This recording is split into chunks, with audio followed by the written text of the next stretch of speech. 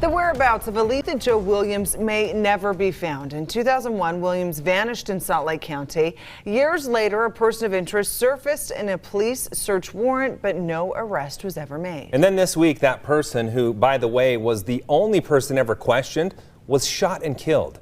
Each missing person has a family, and for them, the search continues. ABC4's Marcos Ortiz in studio tonight with tonight's Missing in Utah. Marcos. Well, the family of Aletha Jo Williams always believed that police just didn't do enough to arrest Michael Vincent for her disappearance. But just this week, Vincent was killed by gunfire, and the family may never get an answer as to her whereabouts. They know something, they obviously know something. We're out here. Hopefully it'll lead to something and get whatever happened. And if it was somebody that's done something to her, hopefully they'll get him. It was a ray of hope in 2014. Acting on new information, Salt Lake police searched the Jordan River looking for the body of Aletha Jo Williams. In 2001, she suddenly disappeared en route to a friend's house. It wasn't until months later that she was listed as officially missing. That day by the river, family and friends gathered, waiting for a sign. Whether good or bad, give us some closure so that we might be able to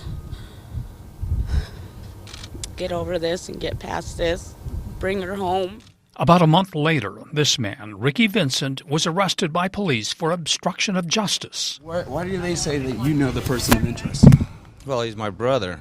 All I can tell you at this point is you have to take his statement at face value. Those are some details we're not releasing. We just don't want to impede the investigation. Later, a search warrant at Mike Vincent's home was conducted. They found drugs and little else. But the warrant claimed the man's daughter saw Vincent covered in blood on the day of Williams's disappearance. She claimed he told her he had just killed a black female. The man's girlfriend claimed he had taken a human life and described killing a black female. Also, he cut off fingertips to get rid of DNA. Clearly from the description, he was guilty of some sort of violent crime. Just the description of the blood on his body and the large number of scars on his arms and around his neck. But Vincent nor his brother Ricky were prosecuted for any crime related to the disappearance of Aletha Jo Williams. Without a body, without a weapon, without an eyewitness, it's harder to prove. And police will never be able to question Mike Vincent again.